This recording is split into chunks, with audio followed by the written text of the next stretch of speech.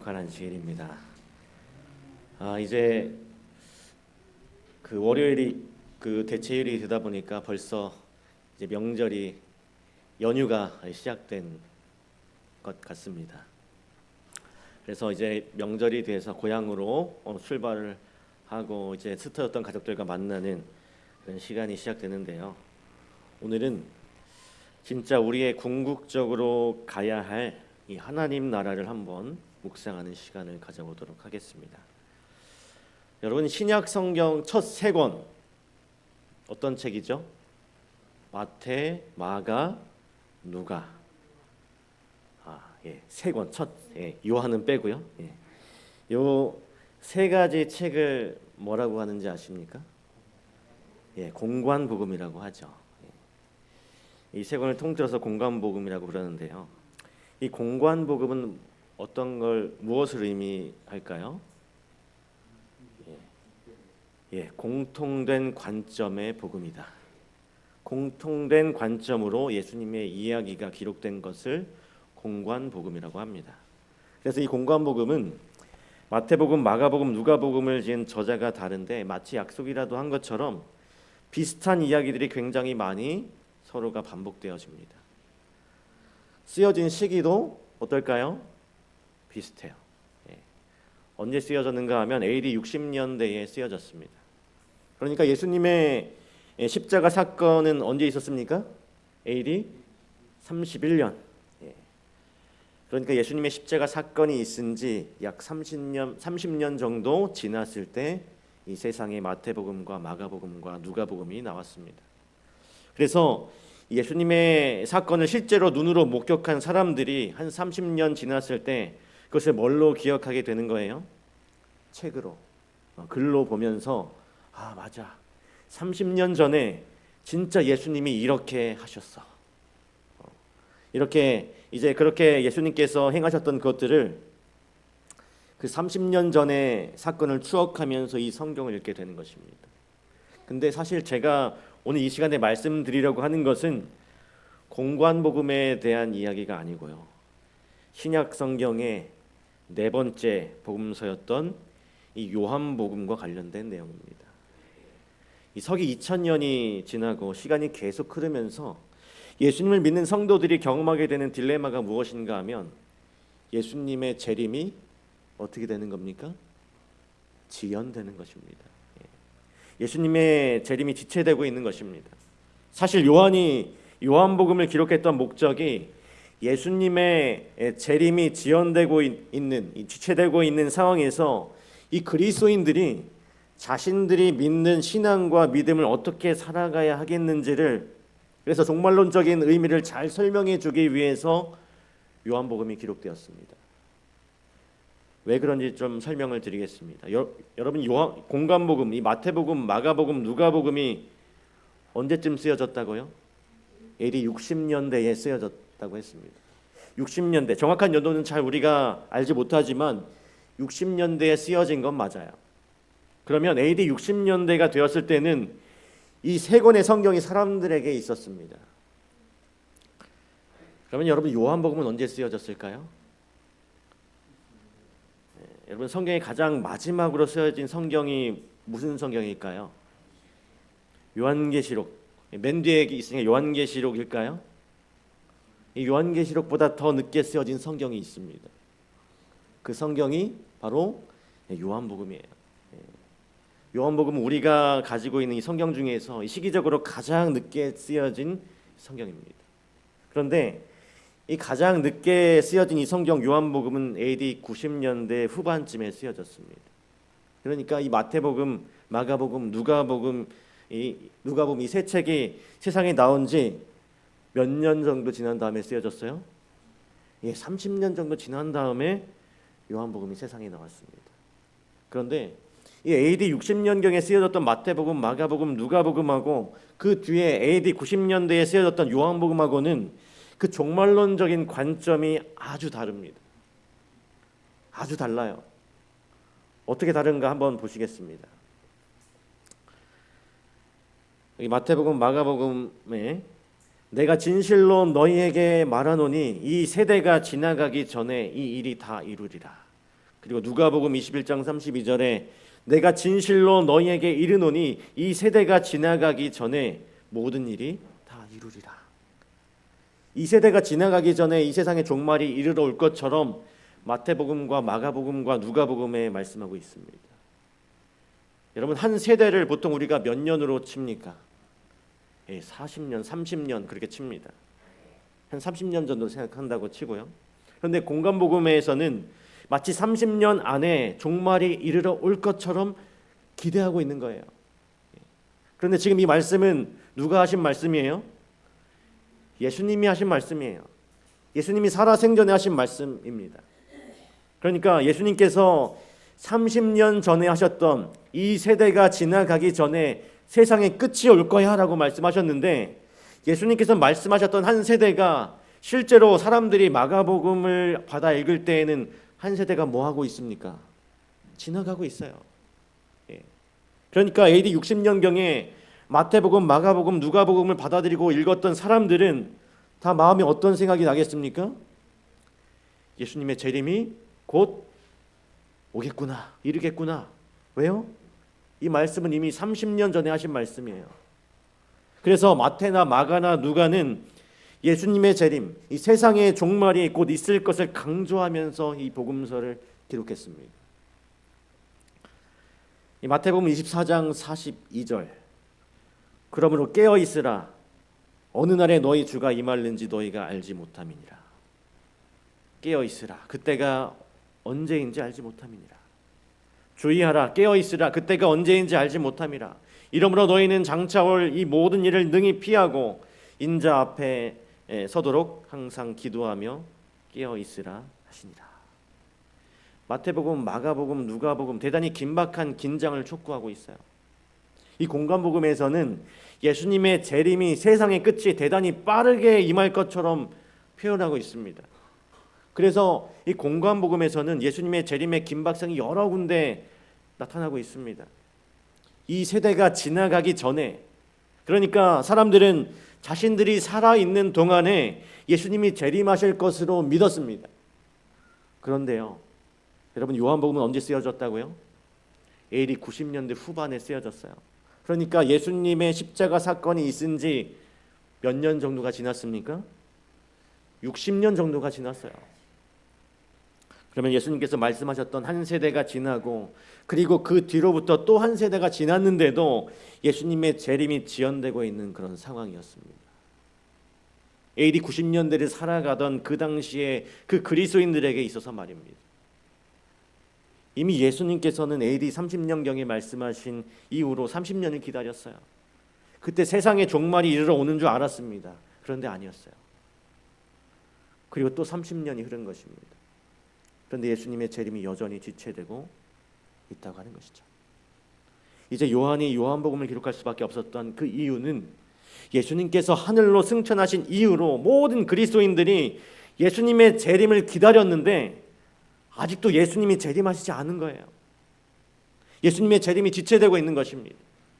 그래서 요한이 요한복음을 기록하던 그때 AD 1세기 말을 살았던 그리스도인들에게 있어서는, 그들에게 있어서 예수님의 재림에 대한 긴장감이 다 사라져 버렸어요.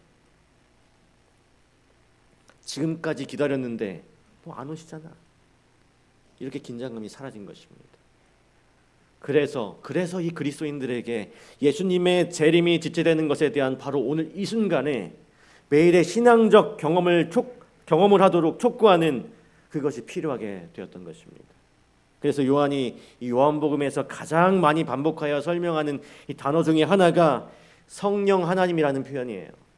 예수님의 재림이 지체되고 있지만 지금 성령 하나님을 통하여 예수님을 만남으로 그 재림을 바로 지금 오늘 당장 경험할 수 있고 또 그렇게 살아가라는 것입니다. 여러분, 오늘날도 마찬가지이죠. 오늘날 이 교회가 가지고 있는 최대 문제가 무엇인가 하면 예수님의 재림의 지연인 것입니다. 예수님의 약속이 다 성취되었어요. 그러나 재림에 대한 약속 하나만 남겨두고 있습니다. 세상에 이토록 고통 가운데 있으면서도 모든 인류가 오랫동안 이 약속의 성취를 기다렸는데 예수님이 재림하시지 않는 것입니다. 여러분 결혼식에 초청해서 갔는데 결혼식 시간이 10분이 지나고 20분이 지나고 30분이 지났는데 결혼식이 시작되지 않았다고 생각해 보십시오. 왜 시작이 안 되는 거야? 신랑이 안 오고 있대요. 조금씩 하객이 술렁이기 시작하겠죠. 40분, 50분 시간이 흘러도 결혼식이 시작되지 않으면 어떻게 하겠습니까? 체면 때문에 부조금이나 내려고 왔던 사람들은 슬그머니 자리를 뜨기 시작할 것입니다. 어떤 사람들은 그 주최 측을 욕할지도 몰라요. 시간이 지체될수록 사람들은 다 그곳을 떠나가 버릴 것입니다. 그리고 나중에는 신랑 신부와 깊은 개인적인 관계를 가지고 있는 사람들만 그곳에 남아 있을 것입니다. 그런데 그 사람들은 그때는 늦어지는 결혼식만을 기다리는 것이 아니라 그에 대해 함께 걱정하고 신랑 그 자체를 기다리게 되는 것이죠. 그 지연되는 이유에 대해서 함께 걱정하는 것입니다. 오늘 마찬가지예요. 예수님의 재림을 기다리는 사람들은 예수님의 재림이 지연될 때 지쳐서 떨어져 세상으로 돌아가게 될 것입니다. AD 1세기에 예수님의 재림을 기다리던 그리스도인들에게 바로 이런 혼란이 찾아왔던 것이었어요.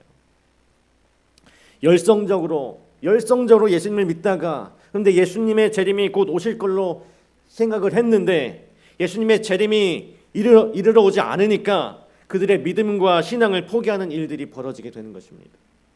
그래서 요한이 이 요한복음을 그런 사람들을 향해서 기록한 것이었어요.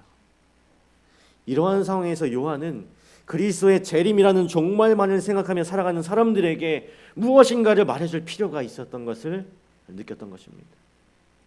예수님의 재림의 지연에 관한 이 종말론적, 신학적 이해가 필요했던 것이었어요.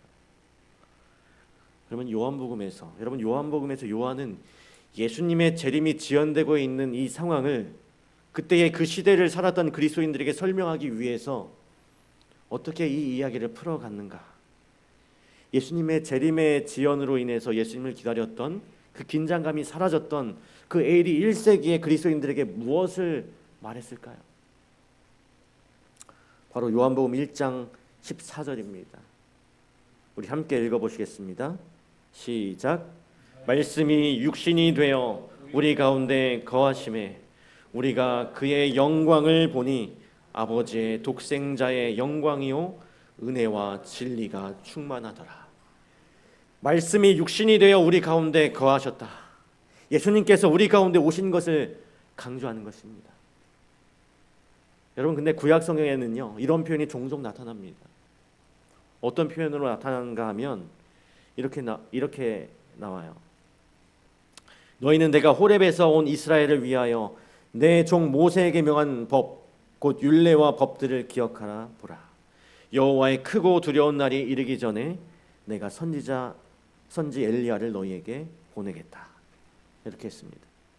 밑에 있는 요엘서에도 보면 여호와의 크고 두려운 날이 이르기 전에 해가 어두워지고 달이 핏빛같이 변하려니와 이렇게 기록되어 있는데요.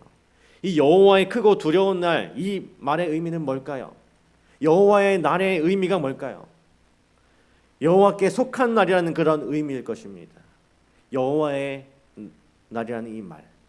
그런데 또 다른 의미가 있는데 이 여호와의 날이라고 하는 또 다른 의미는 여호와께서 인간 세상에 방문하시는 날이 여호와의 날입니다.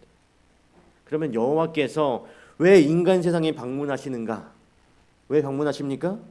이 방문의 목적이 무엇일까요? 여러분 이 방문의 목적은 항상 구원과 심판이었습니다. 그리고 그 구원과 심판은 항상 시기적으로 종말에 있었어요. 세상의 종말에 세상의 끝에 믿는 자들은 구원을 얻을 것이고 믿지 않는 자들은 심판을 받을 것이기 때문입니다. 그렇게 심판은 시기적으로 처음이 아니라 맨 마지막에 있는 게 심판이었습니다.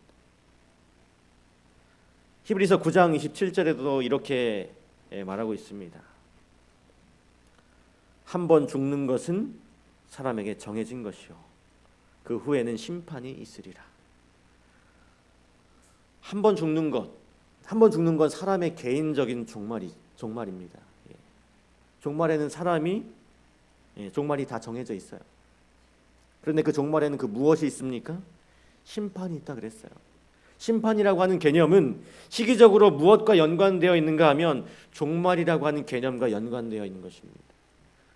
그러니까 하나님의 방문, 하나님의 날, 여호와의 날, 그리고 여호와의 방문의 목적은 뭐예요? 구원과 심판이라고 하는 것입니다. 그런데 구원과 심판은 시기적으로 마지막에 있다라고 하는 것입니다. 그러니까 여호와의 방문 사건과 구원과 심판이라고 하는 개념과 종말이라고 하는 개념은 이 세 개가 다 함께 연결되어져 있는 것입니다.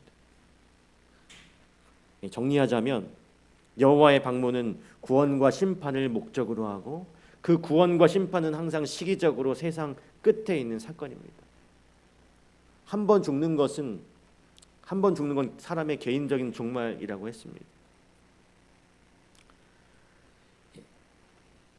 그런데 베드로가 나중에 예수님의 이 초림, 예수님이 처음 이 땅에 오셨던 그 사건을 묘사하면서 이 성경절을 좀 사용했습니다. 사도행전 2장 16절과 20절입니다. 이는 곧 선지자 요엘을 통하여 말씀하신 것이니 일러스되 주의 크고 영화로운 날이 이르기 전에 해가 변하여 어두워지고 달이 변하여 피가 되리라. 베드로는 여호와의 크고 두려운 날을 무엇으로 이해했는가 하면 바로 예수님의 초림 사건으로 이해했습니다.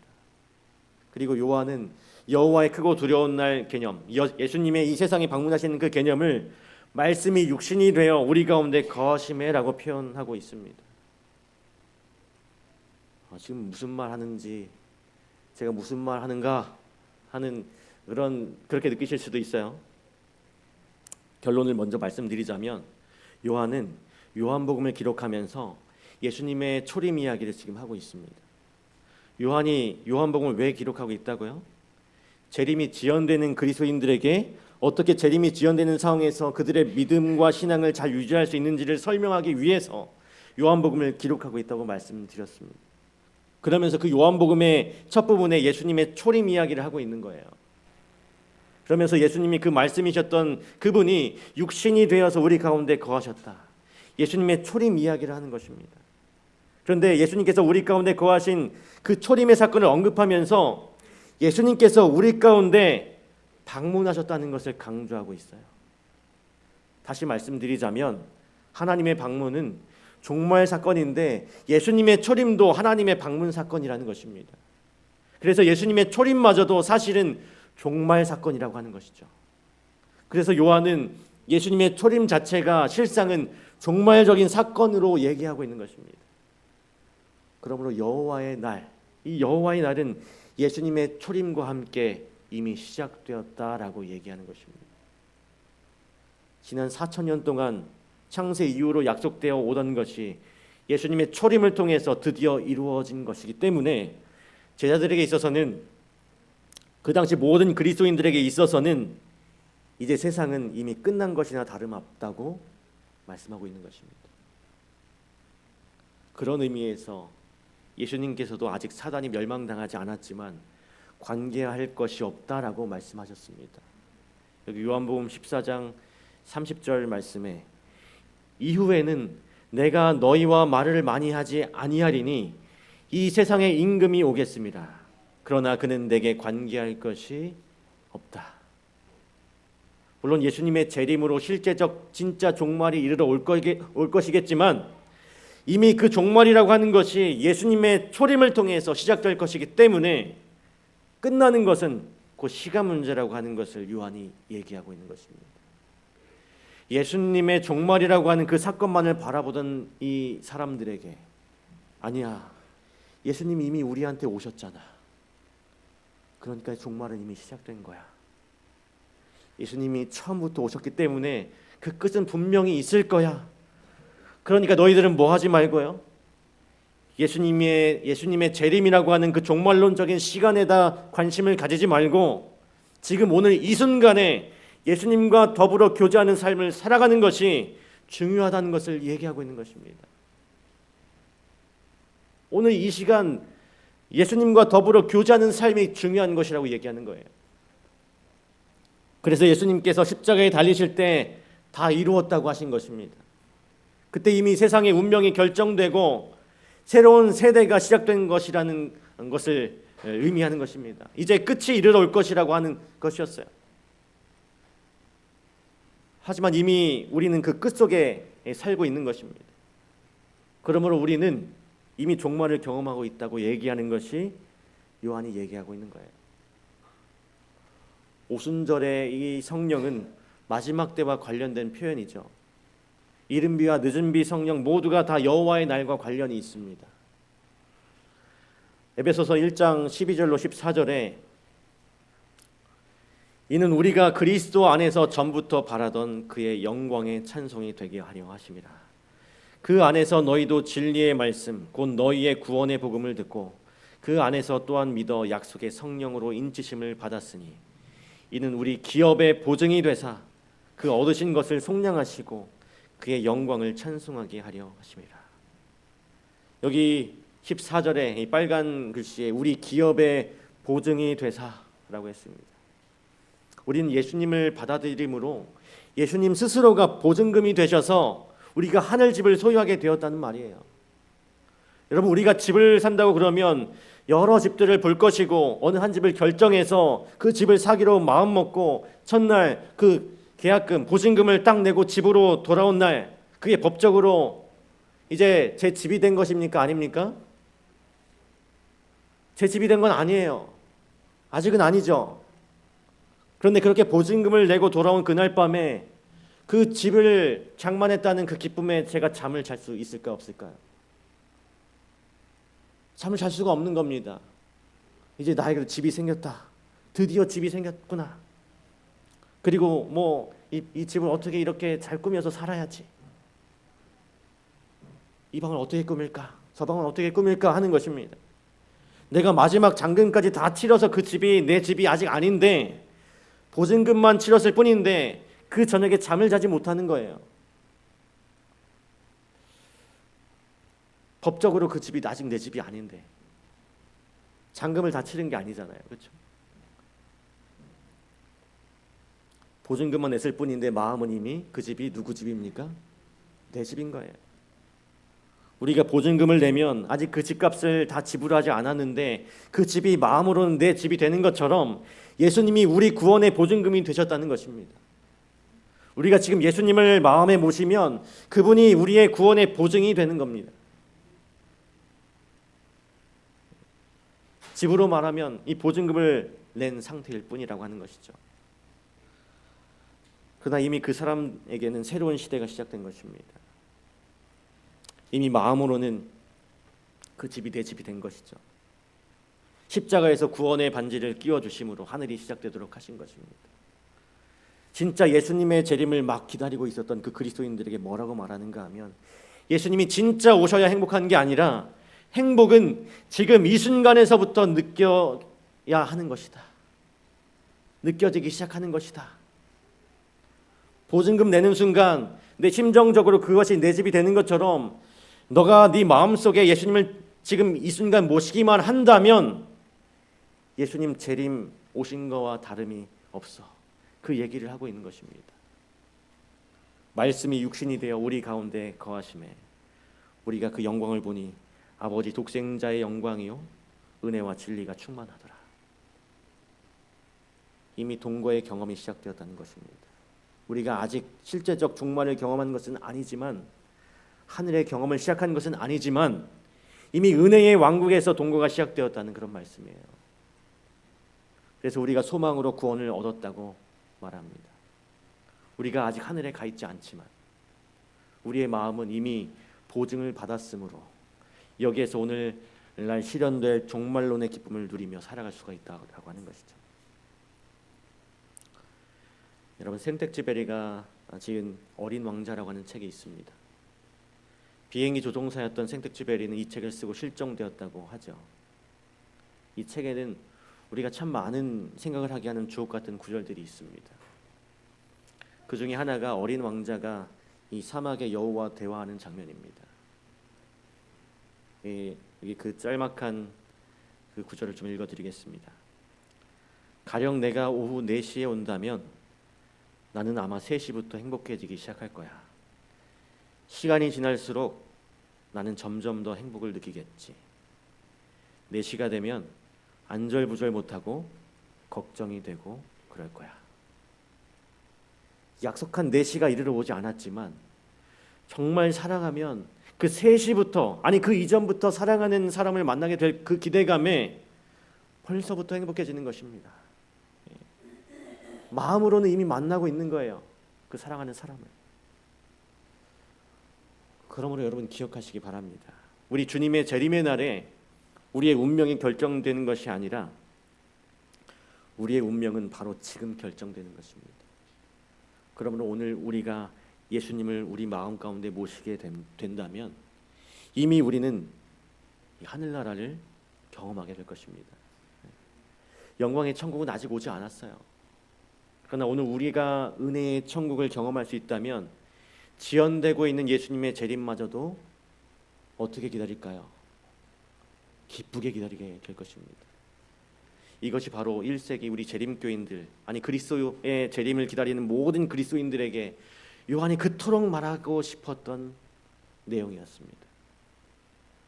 우리 사랑하는 성도 여러분, 우리 주님은 반드시 오실 것입니다. 언제일지는 우리가 모르지만 분명히 오실 거예요.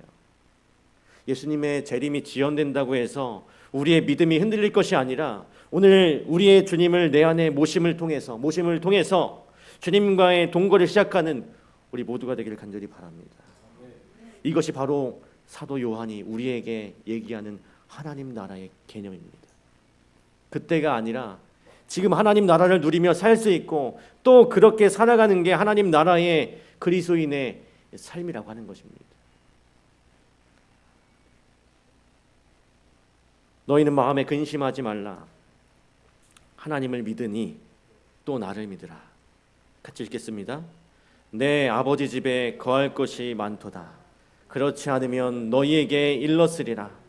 내가 너희를 위하여 거처를 예비하러 가노니 가서 너희를 위하여 거처를 예비하면 내가 다시 와서 너희를 내게로 영접하여 나 있는 곳에 너희도 있게 하리라.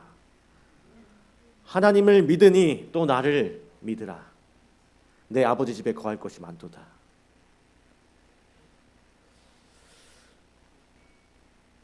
여러분, 사실 이 말씀이 그 당시 제자들의 입장에서는 이해가 안 되는 부분입니다.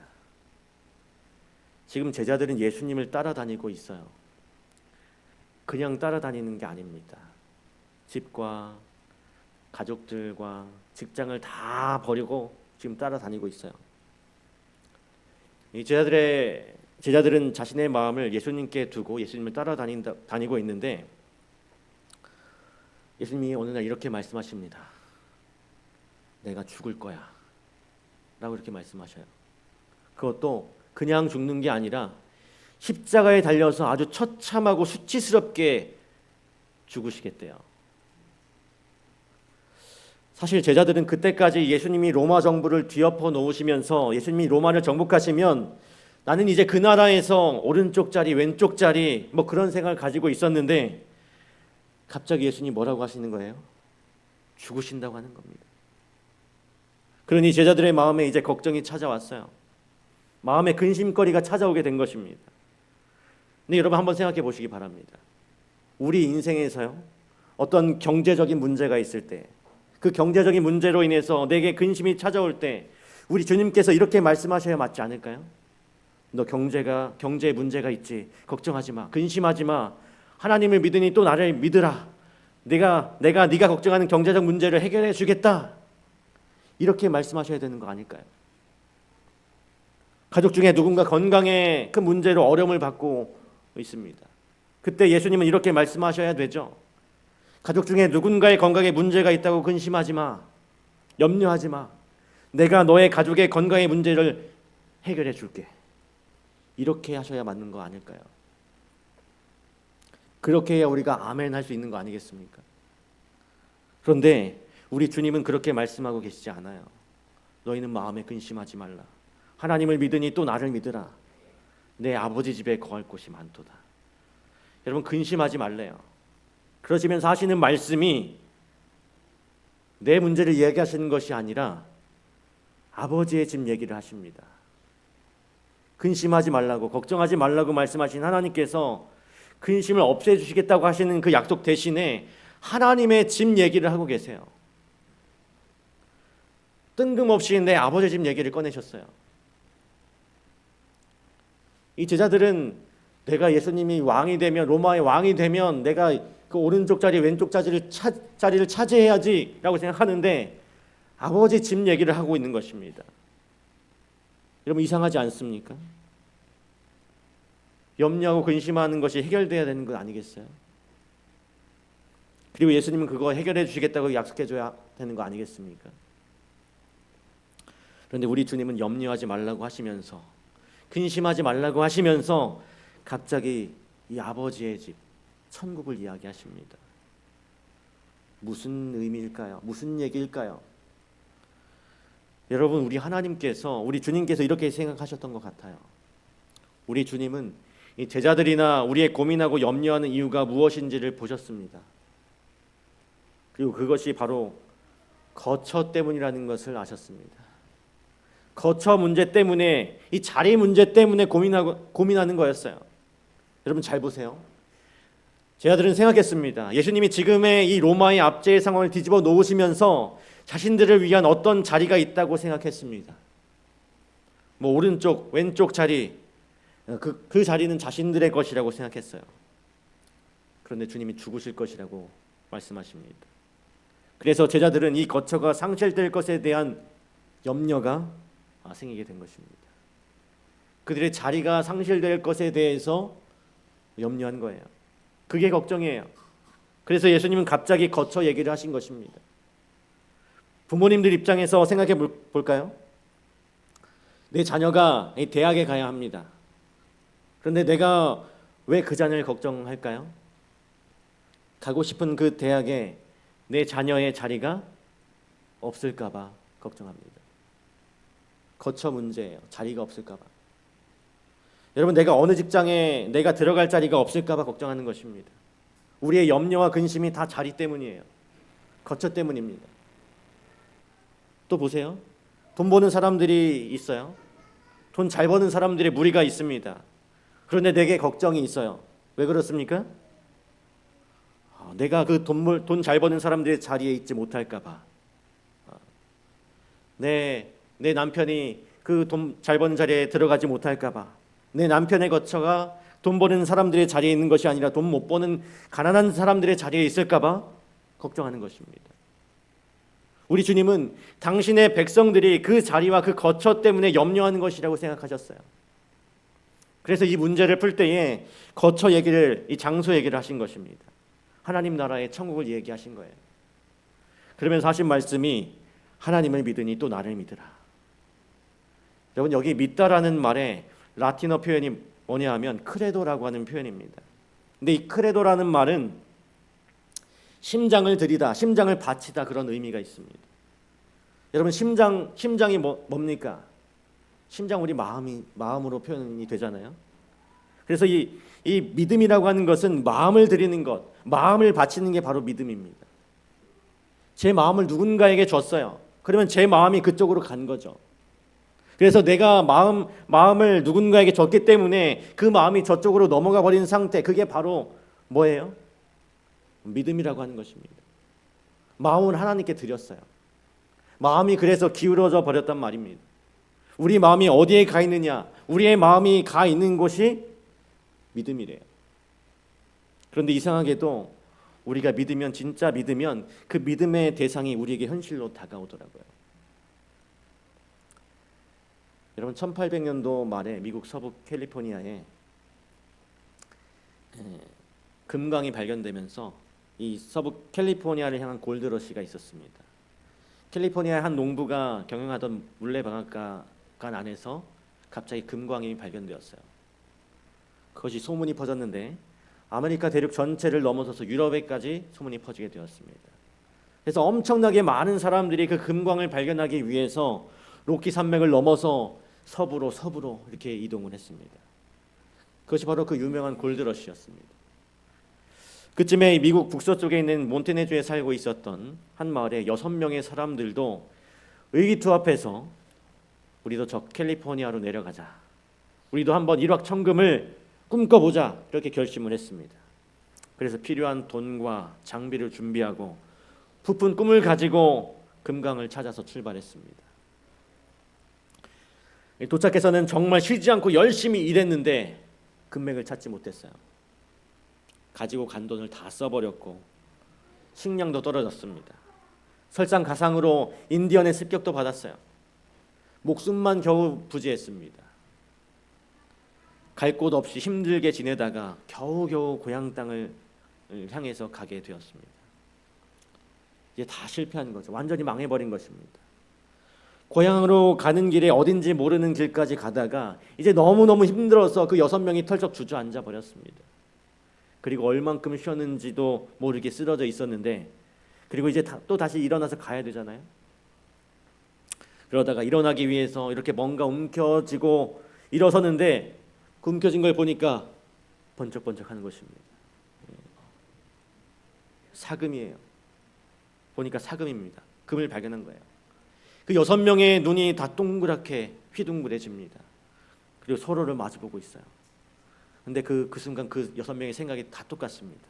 무엇이었는가 하면, 지금 우리가 이 사금밭을 발견했지만 어설프게 금을 채굴하면 소문이 다 날 거고, 그리고 돈 있고 장비 좋은 사람들이 다 와가지고 다 캐갈 거야. 그러니까 우리가 얼른 다시 고향으로 그냥 돌아가자. 그리고 모든 만반의 준비를 해서 다시 가능한 빨리 돌아오자. 그래서 우리가 이 사금밭을 채취하자. 그 대신 우리 6명 이외에는 아무한테도 말하지 말자. 서로 약속했어요. 가족에게도 말하지 말자. 진짜 그렇게 하기로 했어요. 그리고는 고향 땅으로 돌아갔습니다. 고향에 도착한 이들은 돈을 모으고 사금을 캘 만반의 준비를 하는 이 모든 작업을 비밀리에 했어요. 그리고 어느 정도 준비가 된 다음에 그 6명이 약속된 시간과 순서에 따라서 고향 땅을 빠져나갑니다. 같이 나오면 그마저도 소문이 날까봐 한 사람씩 몰래 시간을 두고 고향을 떠나왔어요. 정말 치밀하게 계획을 세웠습니다. 그렇게 해서 이제 사금밭에 도착을 했는데, 여러분 어떤 일이 벌어졌을까요? 그곳에 이미 100명이 넘는 고향 사람들이 다 와 있는 거예요. 서로 마주보면서 네가 말했지, 네가 말했지. 나 말 안 했어. 진짜 너 말 안 했어? 나 말 안 했다고. 여러분 알고 봤더니 진짜 아무도 말하지 않았습니다. 진짜 아무도 말하지 않았어요. 어떻게 된 일일까요? 알고 보니 6명 중에 말한 사람 진짜 아무도 없었습니다. 그런데 그 사람들이 몇 달 동안 고향에 가서 이 금강을 캐기 위해서 준비하는 동안 이 마을 사람들이 이 사람들의 얼굴을 봤습니다. 얼굴을 본 거예요. 분명히 6사람은 금강을 캐려고 갔다가 쫄딱 망하고 돌아왔는데, 실패하고 돌아왔는데, 거지로 돌아왔는데, 그 사실 우리 모두가 다 알고 있는데, 그런데 이 사람들의 얼굴은 도무지 망한 사람들의 얼굴이 아닌 거예요. 그 얼굴이 너무나 행복한 것입니다. 기쁨을 감추지 못하는 거예요. 그 얼굴에 다 드러나는 것입니다. 그래서 사람들이 그 얼굴을 보고 저들이 분명 금강을 발견한 게 틀림없어. 뭔가 특별한 비밀이 있을 것이라고 생각하는 것이죠. 그래서 마을 사람들이 그 6명을 주시하고 있다가 그 사람들이 하나씩 하나씩 고향 땅을 떠나올 때 그 뒤를 가만히 다 따라왔던 것입니다. 우리 사랑하는 성도 여러분, 이 사금밭 하나만 발견해도 그 얼굴빛과 마음이 변합니다. 그 사금밭에 마음을 두니까 쫄딱 망한 사람들의 마음에 근심이 어디 있어요? 염려가 어디 있어요? 없어요. 기쁨이고 감동이고 천국인 것이죠. 여러분 예수님 믿는다는 게 뭡니까? 하나님을 믿으니 또 나를 믿으라. 내 마음을 나에게 주라는 거예요. 그리고 하나님 나라, 그분이 계시는 그 나라를 한번 느껴보라는 것입니다. 그 나라 맛을 보면 금강이랍니다. 금강을 한번 맛보고 나면 터전을 잃어버리고 실패해도 우리 얼굴에서 나오는 건 기쁨이랍니다. 감추지 못하는 거예요. 그 나라의 비밀. 기쁨과 감사와 평안을 감출 길이 없는 것입니다. 여러분, 이 그림이 어떤 그림 같아 보이십니까?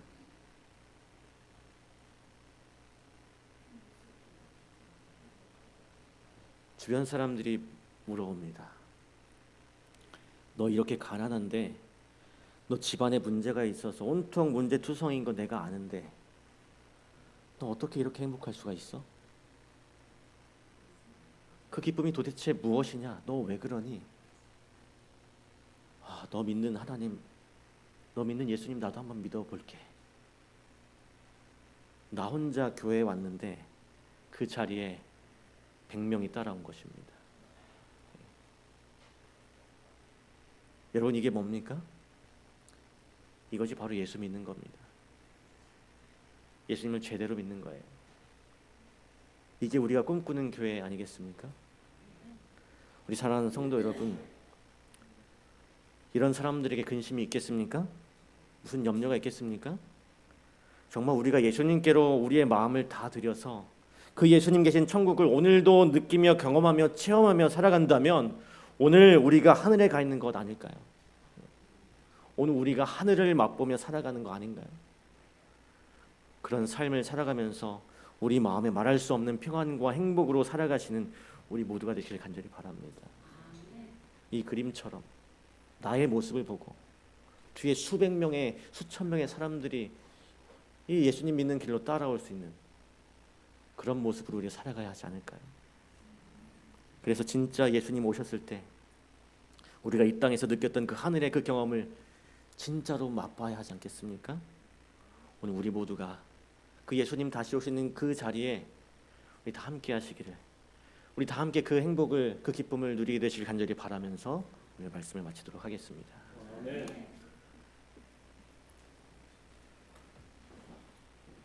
다 같이 기립하셔서 말씀을 생각하시면서 찬미 631장 찬미 하시겠습니다.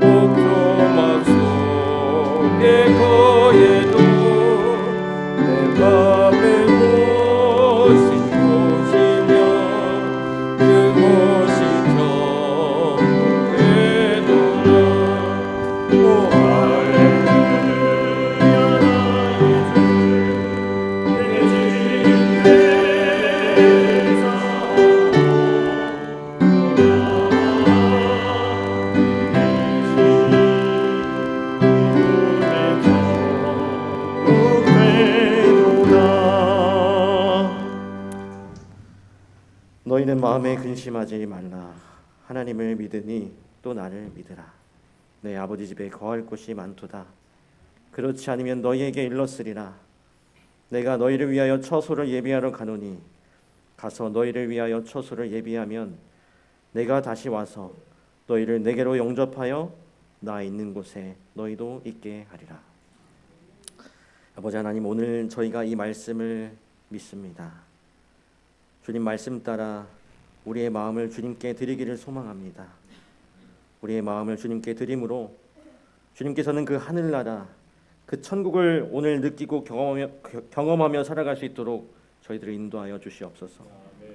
우리가 그동안 우리의 마음을 주었던 그 어떤 것으로부터도 하나님을 빼앗지 않게 하시고, 하나님께 우리의 마음을 둠으로, 주님께 우리의 마음을 둠으로 하나님을 경험하며 살아가는 저희들의 삶이 될 수 있도록 축복하여 주시옵소서. 오늘 우리들의 이 결심을 받아주셔서 주님 오시는 그날까지 영원토록 이어질 수 있도록 인도하여 주시옵기를 거룩하신 예수님의 이름으로 간절히 축원하옵나이다. 아멘.